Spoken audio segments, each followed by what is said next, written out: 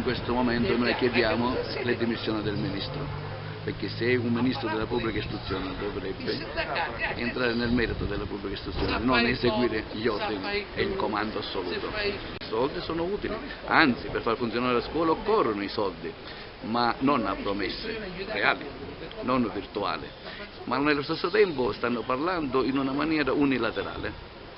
La politica ha una grandissima responsabilità in questo momento, è vergognoso che abbandonano l'aula, devono dare un voto di protesta e contrari se sono contrari, o se non conoscono il problema che ci ascoltino, noi diamo i veri problemi.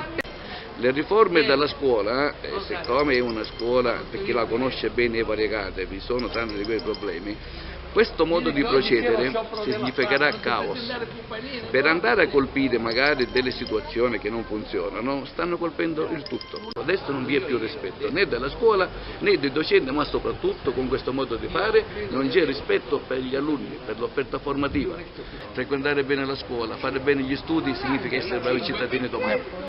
Gli studenti, con quello che fanno, devono esigere di avere una buona scuola, la vera buona scuola. Non è questa la strada purtroppo, anche perché se non vi è dialogo in democrazia, viviamo in tirannide in questo momento.